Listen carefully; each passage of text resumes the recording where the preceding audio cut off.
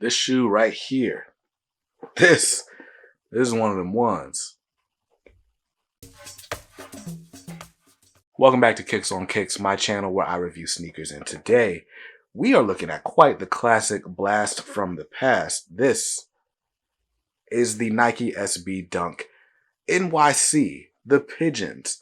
This shoe, released way back in 2005, limited to 300 pairs, has somehow been resurrected on these underground markets. So we're going to talk about the differences between this and the actual retail product, so you're not getting, got out here, somebody trying to sell you a replica that you didn't know was a replica. So we'll talk about the very noticeable difference between this and the retail shoe. But before we do that, we're just going to admire the design and the details. I'll give you a look at the packaging as well. So stay tuned. Huge shout out to the homies that gifted this pair over to the channel for review. But let's start this one from the bottom up like I always do. And right here, this is the Nike SB Dunk outsole. You see it. You see it. What's funny is this isn't like the straight up Nike SB outsole that we typically see with the little the piece, the foam piece kind of sticking out. This is a regular Nike Dunk outsole. I gotta check to see if that's even a legit thing.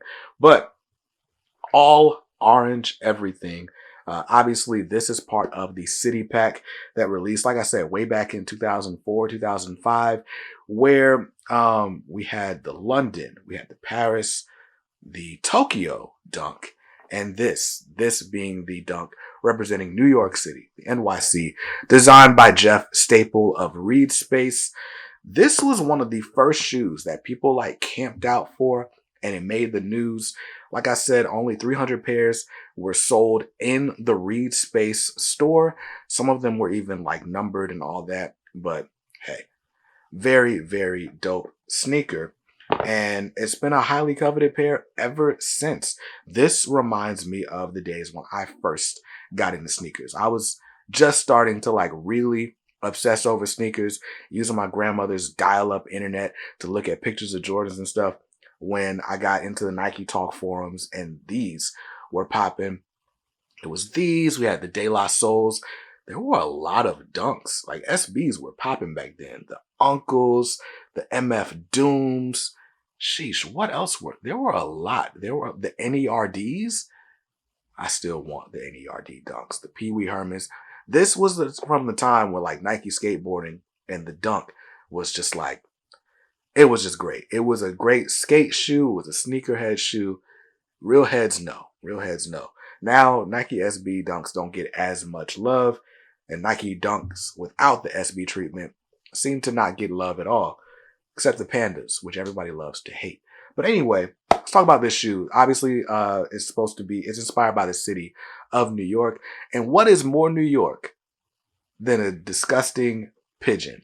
I got family in New York. If you've ever been to New York, pigeons are everywhere. Not afraid of you. They walk right up to you. They don't fly away just because you stomp on them or something. They're pigeons. And this shoe obviously inspired by that. It just kind of represents the toughness, the grit that it takes to be a New Yorker. I can't exactly relate because I'm not a New Yorker, but I've seen it up close. It's a really dope execution on the theme, just representing the city of New York. Now, so we've got the orange bottom representing the feet of a pigeon. And of course, we got that now iconic pigeon embroidered on the heel. But anyway, full gray midsole, because again, New York and pigeon. And then we've got some pretty cool materials on this. This is a really buttery suede on these panels. So we got one right here around the heel, and then of course around your toe box and on your lace holes as well. We got a stark white Nike swoosh on the lateral and medial sides. And then of course finishing it off with this nice, fairly tumbled gray leather on your toe box and your side panels. Very, very nice. Again, I think the real star of this shoe is that orange little contrast hit, that accent right here on the outsole, as well as the sock liner of the shoe. And I mean, it's a Nike SB, so you got a super thick padded tongue. If I take out this insole, nice insole, we got that zoom technology. We got a zoom airbag in the heel and some nice little memory foamish phylon on the forefoot as well for just great step-in comfort. Looks like a regular old sort of cardboard strobo board there. Stitched in pretty nicely, gotta say. And that's pretty much the shoe. Now, this shoe came with white laces that I already laced up for the on foot. So there's that. But they also come with a pair of gray laces as an extra. These came like kind of like zip tied to the shoe, but now they're off. Let's take a quick look at the packaging before we talk about the legit checking indicators, the one fatal flaw on this shoe. This came in the Nike SB, the pink box era, if you will. So pink Nike SB box and Nike Dunk Low Pro SB, medium gray, white, and dark gray. These are a size 9 because I wear a size 9. I love the pink box.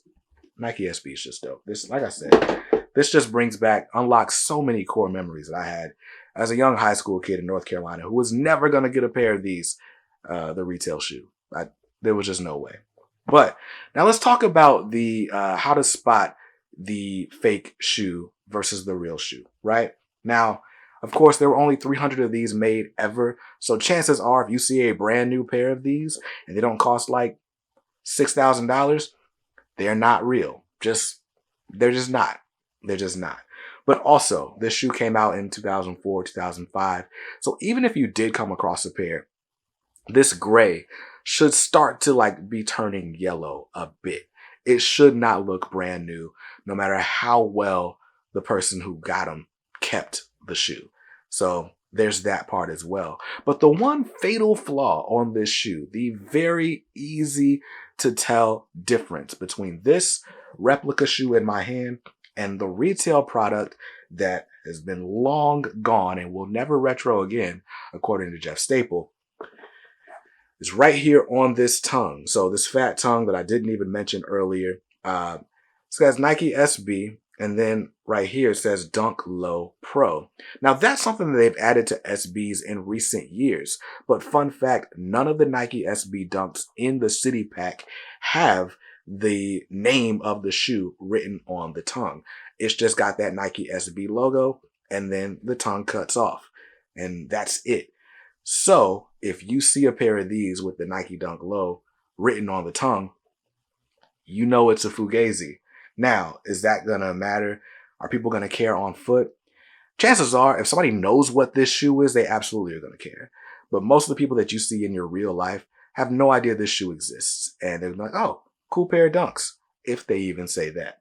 And that'll be the end of that. But yeah, just so you know, these are floating around. The replica factories have gotten, I don't know, they've resurrected this shoe. I've seen pairs of the Londons going around as well as the Paris. I've not seen people repping the Tokyos as of late, but I'm sure those are coming as well. And if they ever fix that flaw, I don't know. I'd probably get a pair, but hey, that's the shoe. I went ahead and shot an on foot for you, so I will leave you with that, and I'll see you in another review real soon. Peace.